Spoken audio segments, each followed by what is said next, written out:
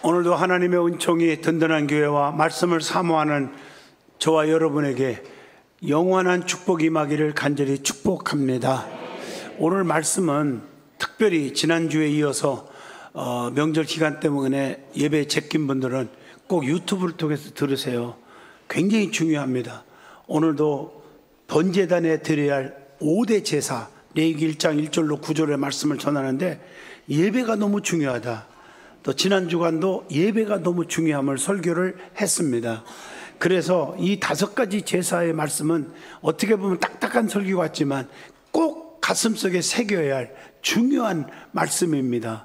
그래서 여러분들이 오늘 이 설교를 들을 때 마음속에 결단을 하시기를 축복하고, 5가지 제사인데 오늘날 신약시대는 어떡하냐, 오늘 여러분 오후 예배나 철야 예배나 수요 예배나 새벽 기도나 모든 예배 속에서 목사가 설교할 때 주일날 설교도 항상 한쪽으로 흐르지 않잖아요. 어떤 때는 감사의 설교, 어떤 때는 책망의 설교, 어떤 때는 여러분 교리의 설교, 골고루 주는 말씀들이 오늘 드려야 할 번제단의 5가지 제사 속에서 들어있다는 사실을 꼭 기억하시길 바랍니다. 미국의 어느 밀 농장에서 일하던 2사람이 있었어요. 그 농장을 떠나서 새로운 곳으로 가기로 마음을 작정합니다. 2사람은 곧 기차역으로 향했습니다. 기차역에 도착한 2사람은 기차표를 사는데 한 사람은 뉴욕으로 가는 표를 샀고 또 한 사람은 보스턴으로 가는 표를 샀습니다. 표를 산 2사람은 의자에 앉아서 기차를 기다리다가 우연히 옆자리에 앉은 여행객의 대화하는 소리를 듣게 됐어요. 뉴욕 사람들은 인정이 메말라서 길을 가르쳐 주고도 그 가르쳐 줬다고 돈을 받는데, 보스턴 사람들은 거리에 구걸하는 거지한테도 인심을 후하게 베푼다네. 이런 소리를 들은 거예요. 2사람이 딱 듣더니, 여러분 무슨 말을 들었을 때 해석이 중요한 거예요.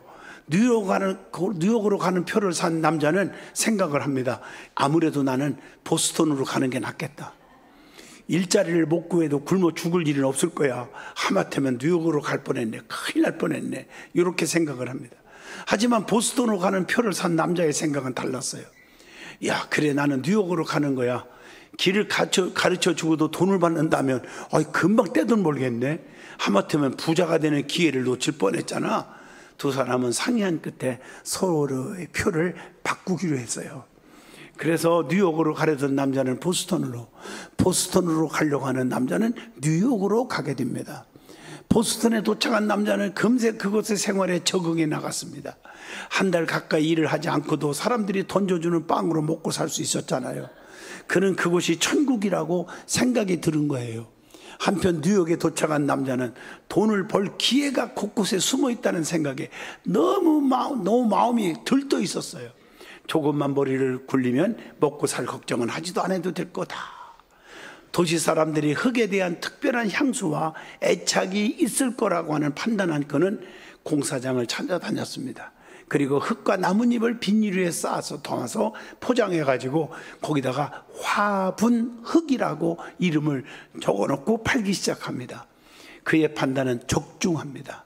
꽃과 나무를 좋아하지만 화분의 꽃을 가까이서 본 적이 없는 뉴욕 사람들의 마음을 움직인 거예요.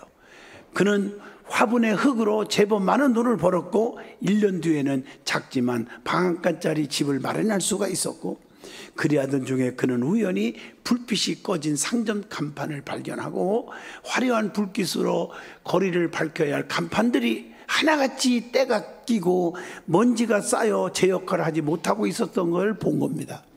더욱 놀라운 것은 그러한 간판이 뉴욕 시내에 한둘이 아니었어요. 그는 청소업체들이 건물만 청소할 뿐이지 간판까지 청소해야 할 책임은 없다는 사실을 알게 된 겁니다. 그는 바로 간판만 전문으로 청소해주는 간판 청소 대행 업체 이렇게 차려놨어요. 그러한 그의 아이디어는 곧바로 성공으로 이어진 겁니다. 어느덧 그는 직원만 150명을 거느리는 기업의 사장이 되었고요. 다른 도시에서도 청소를 의뢰할 만큼 유명해졌습니다. 그리고 그는 휴식을 취할 겸에 이제 돈도 벌었으니 보스턴으로 여행을 한번 가보자. 그래서 보스턴에 도착했어요. 기차역에서 나오자마자 한 거지가 다가오더니 돈을 달라고 구걸을 하는 거예요. 그런데 거지 얼굴을 자세히 바라본 그는 깜짝 놀라 그 자리에서 얼어붙을 정도였어요. 그 거지는 바로 5년 전 자신과 기차표를 맞바꾼 친구였던 것입니다. 맞습니다. 이 이야기를 왜 합니까? 2장의 기차표는 각기 다른 인생을 뜻하는 거예요. 우리의 마음가짐이 곧 선택을 좌우합니다. 남을 미워할 거냐 사랑할 거냐, 허물을 덮어줄 거냐 들춰낼 거냐, 나쁜 사람이 될래 악한 사람이 될래, 이기적인 사람이 될래 베푸는 사람이 될래, 선택에 의해서 좌우됩니다. 우리가 어떤 선택을 하느냐에 따라서 우리의 삶의 질이 달라진다는 사실을 아셔야 합니다. 인생의 절반은 환경적인 요건으로 정해지지만 나머지 절반은 우리 자신의 힘과 능력으로 얼마든지 설계하고 계획할 수가 있다는 것입니다. 만약 우리에게 환경을 변화시킬 힘이 없다면 무엇보다도 우리의 자신의 마음가짐을 돌아보는 것이 얼마나 좋을까, 그렇게 생각이 되어집니다. 여러분, 인생이라는 것은 새로운 희망을 찾아 항해하는 프로세스, 과정이라는 거예요. 용감한 사람만이 자신의 길을 선택해서 개척하고 자신만의 희망을 찾을 수가 있는 것입니다. 하나님의 백성들은 주변 환경이 아무리 어렵고 힘들어도 항상 하나님을 선택하여 개척의 정신으로 사명을 감당하시는 충성스러운 저와 여러분이 되시기를 간절히 소망합니다. 우리는요, 같은 말도 중요한 거예요. 여러분, 사랑, 감사, 이런 말 많이 써요, 교회 안에서. 근데 항상 두 가지가 있다는 거 아셔야 돼요. 교회 안에도 진짜 겉과 속이 달라요. 겉으로는 전부 양인데 양이 있고 염소같이 사는 사람 있듯이 감사도 똑같은 감사 같지만 두 가지가 있습니다. 때문에 감사가 있고 그럼에도 불구하고 감사가 있어요. 사랑이라는 단어가 얼마나 아름다워요. 그런데 여러분, 때문에 사랑합니다가 있고 그럼에도 불구하고 사랑합니다가 있습니다. 여러분, 어떤 것이 좋습니까?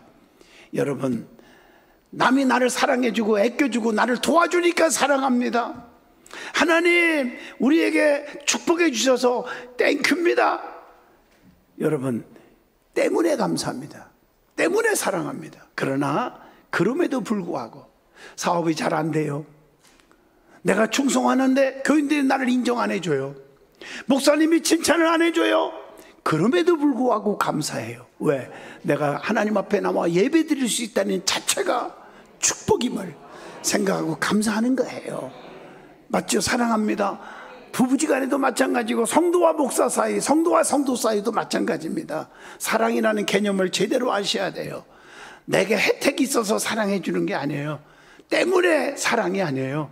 그럼에도 불구하고 저 사람이 나를 비판하네, 쑥덕거리네, 미워하네. 오늘날 제가 이 믿음이 없었다면 목회 벌써 그만뒀을 거예요. 50년 동안 제가 잘 맞출 수 있었던 것은 여러분, 때문에 감사가 아니라 그럼에도 불구하고 감사했어요. 아, 있어만 줘도 자리가 꽉 차니까 오늘도 정말 명절 제끼면 오늘까지 제끼는 날인데 나 혼자 설교할 줄 알았더니 2층 3층 지금 꽉 찼잖아요. 예? 뒤쳐다보지 마요. 찼으니까 찼다고 그러는 거예요. 아멘. 얼마나 감사해요. 오늘 찬양대도 거의 다 왔어요. 얼마나 고마운지 몰라. 한 명이 빠졌네요. 내가 무덤에 갈 때까지 이름은 안 밝힐 테니까 걱정하지 말라고 그랬어요. 아멘 하십니까? 좀 재밌게 설교하면 웃어줄 때는 웃어주면서 설교를 들으세요. 그럼에도 불구하고 사랑합니다. 맞습니까? 나를 미워해도 나는 사랑합니다. 왜? 그동안 기도해준 은혜가 있으니까 감사하고 사랑한다는 거예요. 이건 성공적인 삶이고 행복한 삶인 줄로 믿습니다. 그럼에도 불구하고 주님 사랑합니다. 교회를 사랑합니다. 성도들 사랑합니다. 장로님들 많이 계시지만 우리 장로님들 한 40여 분들 솔직히 말해서 때문에 사랑합니다 하면, 근데 그럼에도 불구하고 사랑합니다 하니까 전부가 사랑이 되는 거예요. 정말 사랑합니다. 제가 왜? 여러분들 때문에 제가 목회를 잘 할 수가 있었고 저한테 한 번도 대든 사람이 없었거든요. 아멘. 또 대든다고 내가 가만둘 목사도 아니고요. 그걸 알기 때문에 안 대들었는지도 모르겠지만, 아멘. 남은 너무너무 그럼에도 불구하고 사랑하는 거예요. 제가 진짜 사랑하는 겁니다. 목회를 그렇게 했다는 거예요. 제가 50년 동안 제 여러분 얼굴 표정 보고 인상 쓰는 거 봤습니까? 왜 인상 쓸 일이 없습니까? 왜 미워할 일이 없습니까? 왜 저주할 일이 없겠습니까? 그런데 표시를 안 내는 거예요. 그럼에도 사랑하고. 여러분, 저와 여러분 이런 믿음을 갖기를 주의 이름으로 축원합니다. 무엇을 선택할 것이냐에 따라서 자기의 앞길과 삶의 운명이 바뀐다는 거 가슴속에 명심하시기를 주의 이름으로 축복합니다. 하나님은 택한 백성들을 사랑하시기에 오늘 말씀을 주셨는데 성막을 건축하라 명령하셨습니다. 전지전능하신 하나님을 기쁘시게 하려는 제사를 드리기 위하여 제작된 말씀들입니다. 인간은 모두 죄인입니다. 의인은 없나니 단 하나도 없다고 성경은 말합니다. 그렇기 때문에 정말 저와 여러분은 하나님 만날 수도 없고 그 앞에 나아갈 수도 없는 자들입니다. 그러나 하나님께서는 죄인들 우리를, 죽어야 마땅한 우리를 사랑하사 제사함 받을 수 있는 길을 제시해 주었습니다. 그것이 바로 오늘 말씀을 전하는 번제단에서 드려야 할 5대 제사인 것입니다. 성막의 번제단에서 거행되는 5가지의 제사를 통해서 범죄한 인간들이 하나님 앞에 속죄함을 받고 가까이 갈 수가 있다는 것입니다. 제사에는 반드시 짐승의 피 흘림이 있었어요. 피 흘림을 통해서 구원에 이른다는 피제사의 원리를 비롯한 레위기 입법의 취지들을 보면 오늘날 신약 성경에, 신약 시대에 이르기까지 엄연히 살아 있었고, 이것은 예수 그리스도의 이 땅에 오심과 구속 사역을 통해서 완벽하게 성취된 줄로 확신합니다. 구약의 제사에 사용되는 피는 신약의 예수 그리스도의 십자가의 보혈을 의미하며 또 예시하고 있다는 것이죠. 지금도 우리 하나님께서는 구약의 제사, 즉 오늘날의 예배를 통해서 우리와 만나주시고 속죄해 주시고 은총을 주시는 거예요. 여러분, 신약시대에 와서는 예배의 요소가 말씀, 지난주에 설교했죠. 말씀, 기도, 찬양, 예물이 있어야 됩니다. 구약의 제사는 딱 2가지입니다. 제단이 있고 제물이 있어야 돼요. 제물이 없이는 궁궐 같은 제단 수천억을 들여서 제단을 졌어도 아무 의미가 없어요. 제물과 제단은 2가지가 있어야 구약의 제사가 성립된다는 것을 기억하시면서 오늘 이 말씀을 들으셔야 합니다. 구체적으로 이 5가지 제사가 무엇이며 그 제사는 어떤 방법으로 드려지며 그 제사를 통해서 주는 영적인 교훈이 무엇인지를 저와 여러분이 함께 은혜를 받고 나누고자 합니다. 제일 먼저 번제가 있습니다. 레위기 1장 1절로 17절에 번제를 통해서 어떤 교훈을 주고 있을까? 번제물은 성경을 읽어보면 성경대로 사셔야 돼요. 3가지가 있습니다. 흠이 없는 수소로 드리라. 이것은 부자가 드리는 제물입니다. 2번째는 흠이 없는 수양이나 수염소로 드리라. 이것은 부자도 아니고 가난한 자도 아니고 중간 보통 사람이 드리는 제물을 소개하고 있습니다. 그 다음에 3번째로는 산비둘기나 집비둘기 새끼로 드리라. 이것은 가난한 자가 드리는 제물로. 오늘 이 말씀은 부자나 가난한 자나 누구든지 하나님 앞에 나와서 제사를 드릴 수 있도록 하나님이 열어주신 것이니, 나는 가난하니까 예배 못 드리고 나는 부자니까 드리고 있을 수가 없는 얘기입니다. 그래서 찬송이 떠오르지요. 내 모습 이대로 주 받으시옵소서.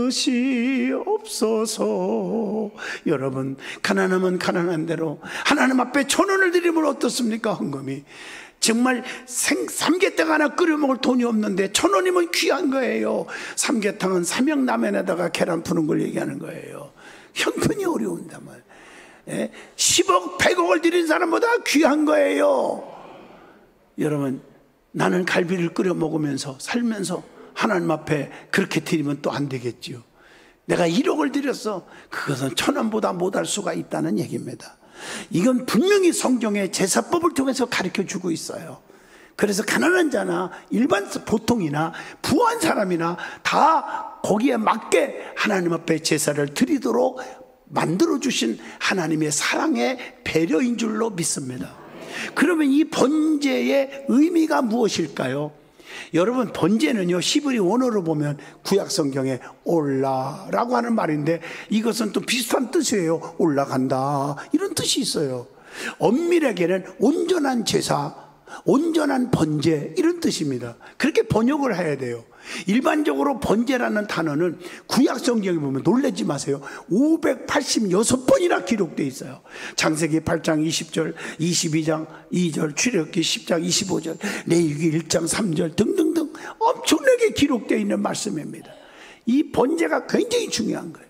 제물을 완전히 불로 태워서 하나님께 올리는, 드리는 제사예요. 자기 자신을, 이것은 영적으로 말하면 완전히 나 자신을 헌신하여 하나님 앞에 희생하여 드려지는 헌신의 약속의 예배입니다. 번제는 이스라엘 전체를 위한 집단적인 번제가 있고 개별적으로 드리는 번제가 있어요. 성경에 보니까 집단적으로 번제는 상번제라고 그러는데 매일 아침 저녁으로 드려졌고요, 개별적인 번제는, 이 개별의 번제는 평소에 또는 절기 때나 행사 때마다, 우리나라 우리 교회 절기가 많이 지켜지잖아요. 모든 추수감사, 맥주감사 뭐 할 때마다 하나님 앞에 감사를 드리는 그런 제사가 번제라는 사실을 기억하시길 바랍니다. 그러면 번제로 드릴 제물은 무엇일까요? 제물이 없는 것은 제사가 아니고 예배가 아니라니까요. 그러면 흠없는 것으로 드려져야 한다, 이렇게 기록되어 있어, 성경에. 그래서 진실과 성결함으로 하나님께 드려져야 하고 정성이 깃들여져야 한다는 뜻입니다. 이것은 예수 그리스도의 흠없는 성결함을 예표하는 것도 됩니다. 반드시 수컷으로 드려라, 이렇게 말했거든요, 성경에. 이것은 예수 그리스도가 남성으로 이 땅에 오실 것을 예표하는 말씀이기도 합니다. 제물은 반드시 중요한 얘기입니다. 여호와 앞에서 잡을 것이며 제사장들이 제단 사면에 피를 뿌려야 한다, 이렇게 기록되어 있어요. 레위기 1장 11절의 말씀입니다. 우리가 무슨 일을 할 때는 하나님 앞에서 해야 한다는 거예요. 예배도 기도도 예물도 하나님 앞에서 드리는 거예요. 목사한테 하는 것도 아니고, 여러분 잘 들어요, 인간 개인한테 하는 게 아니에요. 하나님 앞에서 하는 거예요. 지금 여러분 봉사하고 헌신하고 다 모든 게 하나님 앞에서 하는 거예요. 하나님이 지금 보고 계신다고 믿고 하셔야 된다는 거예요. 그러니까 속일 수가 없어. 하나님은 다 보고 계시니까. 그리고 소와 양이나 염소, 산비둘기, 집비둘기 새끼로 드려야 한다는 말은 가난한 백성들도 또 값싼 것도 드릴 수 있다고 하는 그런 얘기입니다. 사랑의 하나님이십니다. 마가복음 12장 41절로 44절에 보면 과부의 두 엽전 2개를 드렸어요. 어떤 사람들은 10,000,000배를 드린 사람들을 주님이 같이 보았는데, 이 과부를 향해서 이 모든 사람들 중에서 제일 많이 바쳤다고 칭찬하고 있습니다. 여러분, 가난한 자나 부한 자나 누구든지 성전에서 하나님 앞에 예배를 드릴 수 있다는 거 기억하시기를 바랍니다. 하나님께 드리는 제사는 마음의 준비가 무엇보다도 중요하다는 것을 의미합니다. 그래서 요한복음 4장 23절 24절 하나님은 영이시니 예배하는 자가 영과 진리로, 즉 신령과 진정으로 예배할지니라고 말씀합니다. 그리고 고린도전서 14장 15절에 내가 영으로 기도하고 마음으로 기도하며 영으로 찬송하고 마음으로 찬송하리라, 마음과 영으로 하나님 앞에 예배를 드리라는 것입니다. 그리고 성령의 능력을 힘입어서 예배를 드리라는 거예요. 내 지식과 내 방법과 내 상식과 실력, 잘난 모습 가지고 봉사하고 일하고 헌금하는 게 아니라 성령의 인도 따라서 헌신하라는 뜻입니다. 빌립보 3장 3절의 말씀입니다. 하나님께서 그리고 연락하시는 제사를 드려야 합니다. 아무리 여러분 예배를 천년 만년을 교회를 왔어도 천년 만년 교회 온 사람은 없겠지만 말이에요. 하나님 안 받으시는 예배 백날 드려야 뭐예요? 하나님과의 관계가 없는데. 그래서 로마서 12장 1절에 너의 몸을 하나님이 기뻐하시는 거룩한 산제물로 드려라. 마태복음 9장 13절 긍휼을 베푸는 것이다. 긍휼. 또 성경에 보니까 감사의 제사를 드리는 거다. 그래서 시편 50편 14절에 감사로 하나님께 제사를, 즉 예배를 드리며 지존하신 이에게 내 소원을 갚으며, 이렇게 말했어요. 그러면 이 번제를 어떻게 드려야 하느냐가 중요한 거예요. 하나님께 제사를 드리는 사람이 번제물의 머리에, 번제물의 머리에 안수하라고 했어요. 깊은 의미가 있습니다. 이것은 죄인이 죄사함을 받기 위하여 자기의 죄진 것을 하나님 앞에 자복하는 것을 의미합니다. 번제물을 드리는 자와 번제물이 하나임을 의미하며 죄를 제물에게 트랜스포메이션, 전가시키는 것을 의미합니다. 옮겨주는 거예요.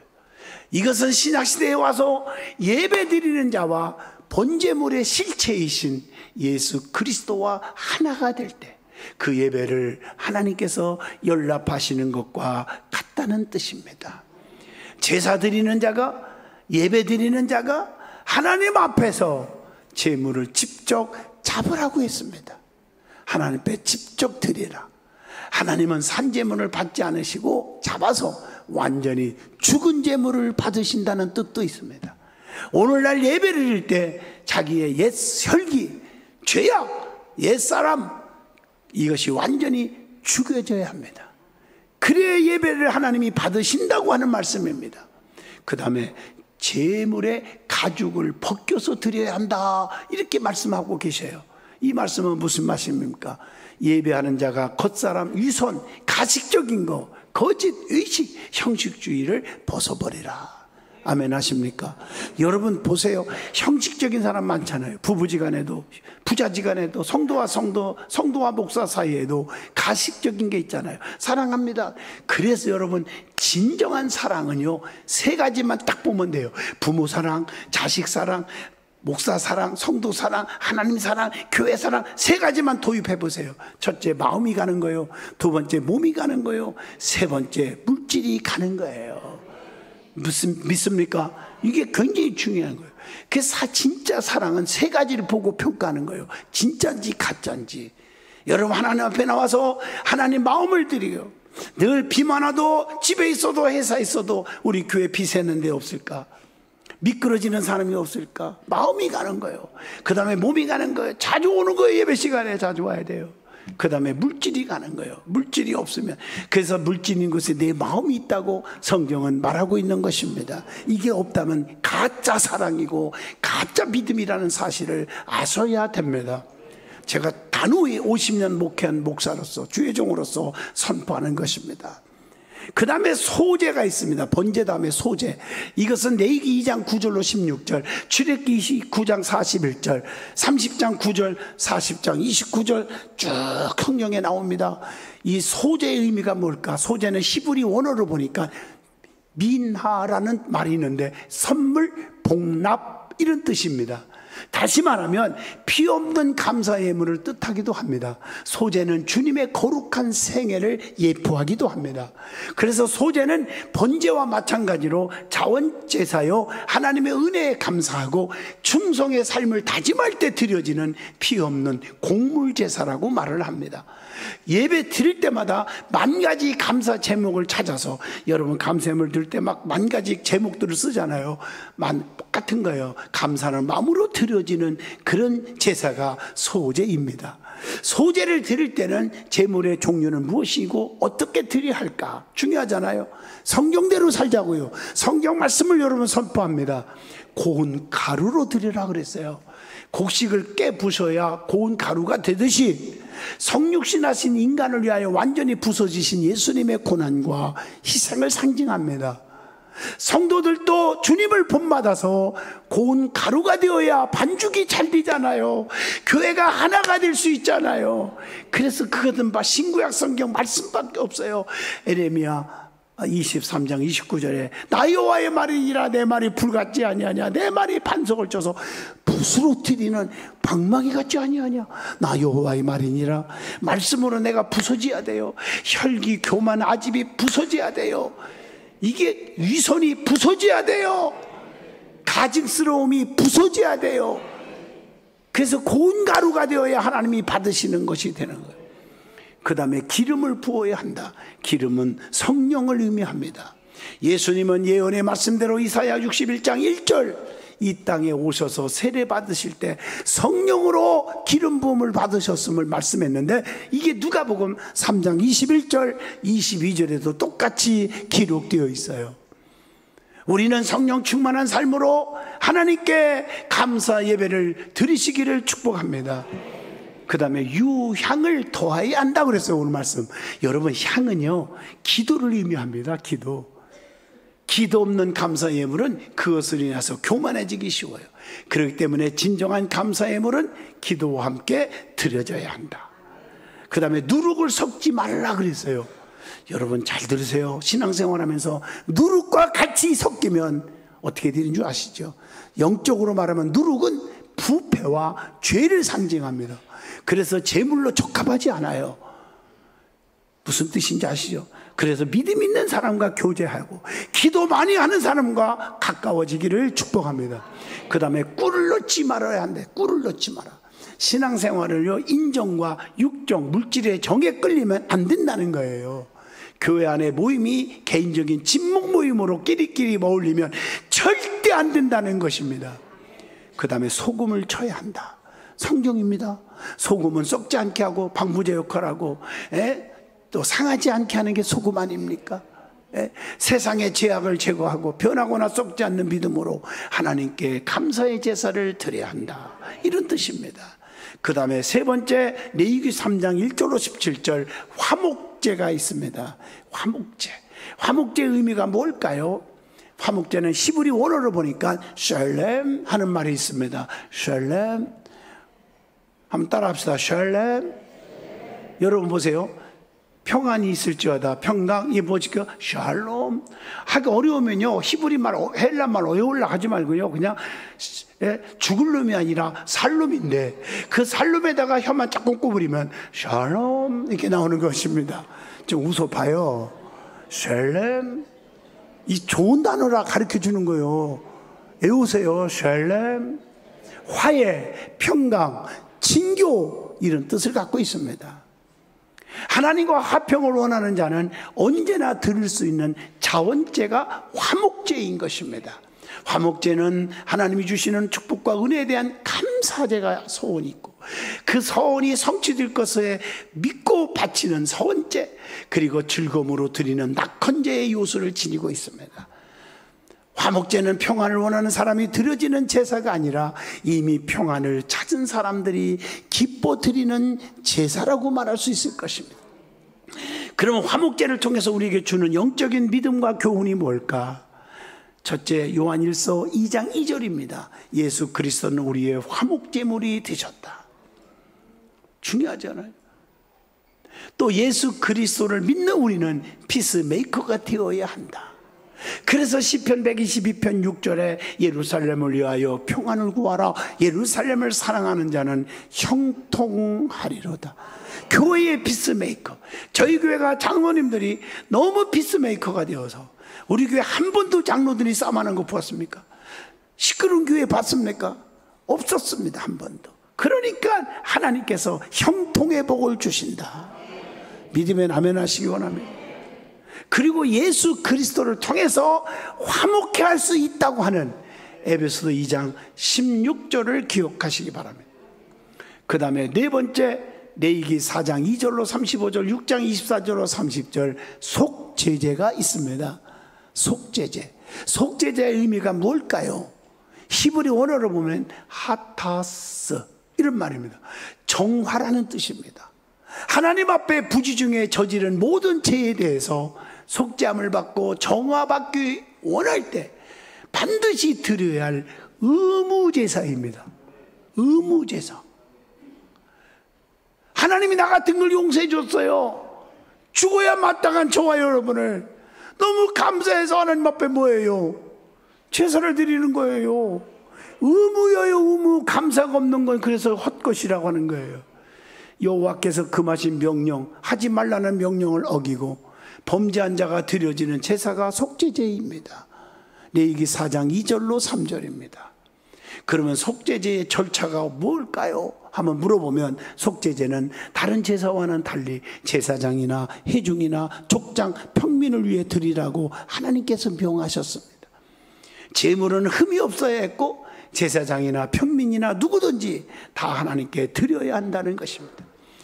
그리고 제물이 안수했고 그의 피의 제사를 드렸다는 것입니다. 그 다음에 마지막 다섯 번째입니다. 속건제가 있습니다. 레위기 5장 14절, 레위기 7장 1절로 10절, 레위기 6장 7절 등등을 보면 자세하게 나옵니다. 이 속건제의 의미가 뭘까요? 히브리 원어로 보면 속건제라는 말은 아쉬마르 이런 단어가 있는데 이것은 자신의 죄를 느끼다, 그런 뜻으로 아샴이라는 단어 동사에서 나온 말입니다. 오늘 여러분, 내 자신의 죄를 본인이 느끼지 않는다면 이건 힘든 사람입니다.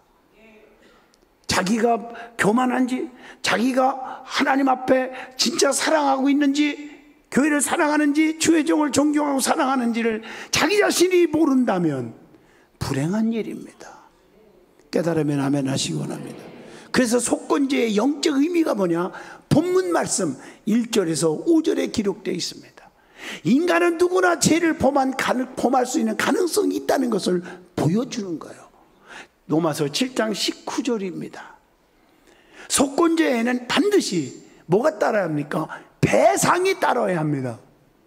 남을 죽여놓고 미안해요, 용서해 주세요, 아닙니다. 배상이 따르는 거예요.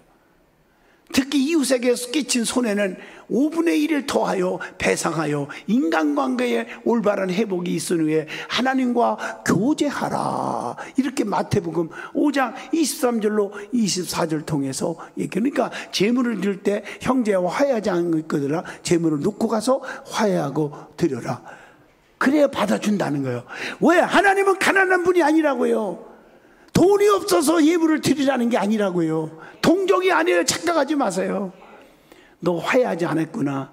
너 지금도 미움으로 가득 차 있네. 안 받아. 네가 1,000억을 드려도 안 받아. 내가 놓고 가서 화해하고 와. 그래 받아주겠대. 믿어지면 아멘 하시죠. 그 다음에 이웃에 대한 무관심, 비겁한 침묵 등등이 하나님 앞에 죄가 됨을 깨달아서 관심을 쏟고 철저한 배상, 충실한 삶으로 속건 제물이 되어야 한다는 것입니다. 여러분, 진정으로 강한 자가 되시기를 축복합니다. 하나님 앞에 쓰임받는 자가 되세요. 여러분, 옛날 얘기해서 미안하지만 노자라는 사람 아시죠? 노자가 남을 아는 것은 지혜요, 자신을 아는 것은 현명함이라. 참 성경적인 것 같아. 어떻게 보면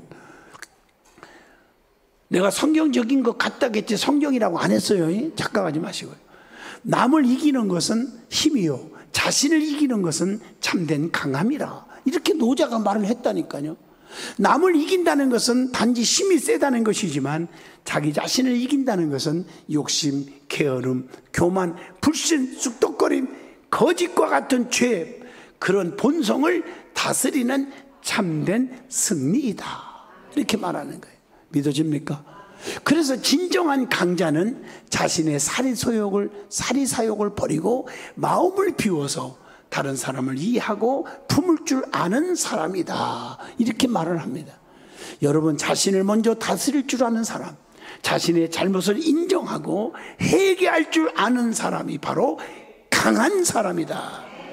기독교의 참회의 기도는 다 내 탓입니다, 내 탓입니다, 내 큰 탓입니다 라고 하는 자예요.